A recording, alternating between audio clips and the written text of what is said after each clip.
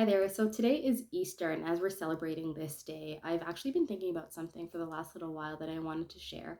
I specifically want to talk to my Christian brothers or sisters who are going through a custody battle. And obviously, family dynamics, they vary, they're different, they're unique, right? I've been through a custody battle myself.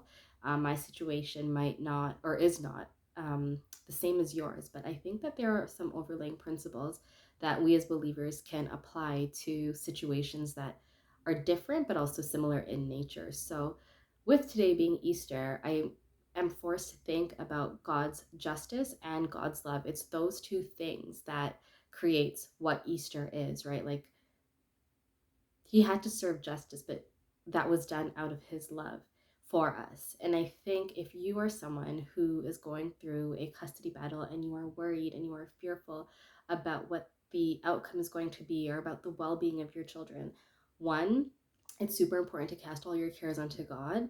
I think two, know that the Father in heaven, know that the Lord loves your children more than you ever possibly could. And three, I think it's super important to take this opportunity.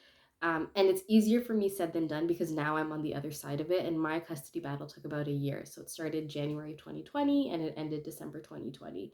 So it didn't surpass that, but it was pretty much the full year of 2020. And I think it's really, really, really important to be able to think about what you're thinking about because your mind is going to wander and you're going to want to feel you're going to want to say the things that you feel because you may feel like it's so important that I get this message across and that the judge understands what the situation is or why this is what it should look like, whatever that may look like for you. But ultimately, you can find rest, reassurance, peace, hope in the fact that God is sovereign over it all. God wants what's best for you, He wants what's best for your child or for your children. And I think there is so much power in just laying down even what you may think is the best outcome. And I think Jesus models this so well for us. If you look at Philippians 2, he left his throne in heaven. He left heaven to take on human flesh. And ultimately, he satisfied the wrath of God for us. And that was God's judgment upon all of humanity. And when you think about that judgment, and ultimately, if you are court involved, it is going to be a judge that makes a decision.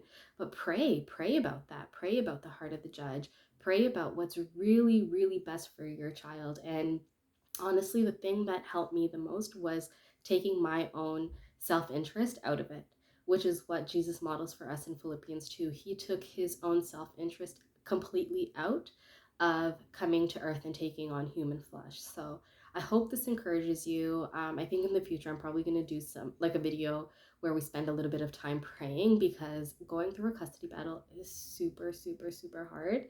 But know that the Lord wants what's best for your child. He wants what's best for you, and He wants what's best for the other party, whether that's an ex husband, ex wife, an ex partner, whatever that relationship may look like.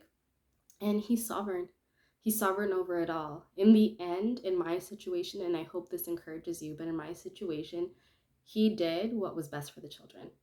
And like I said, there's obviously going to be some similarities, but there's probably a lot of differences in your situation versus mine. But ultimately, I can look back 4 years later and genuinely say that the outcome is and was what is best for my kids. So just continuously give it over to him because it's not a battle that you can fight. It's a battle that you're in, but it's a battle that you need to lay down because once you lay it down, the Lord will pick it up and do what he has to. And to be honest, he's already doing that whether you lay it down or not. But I think for your own sake, laying it down and knowing that even before you say a prayer, he already knows what you need. Even before your children say a prayer, he already knows what they need. So be encouraged by that. I know it's not easy, and I know sometimes it's a lot easier said than done, but you can find peace and hope knowing that He cares about everything that pertains to you. And He loves those children. This is what gave me so much freedom in knowing that He loves my children even more than, like, so much more than I ever could. My love is so imperfect, and His is perfect. And I think when you say things and remind yourself of those things, excuse me, It will give you the freedom to know that this is not a battle that you have to fight, and it's not a battle that you are walking in or through on your own. The Lord is with you. May He keep you, may He protect you, may He bless you, and ultimately may He do what's best for the children because He will.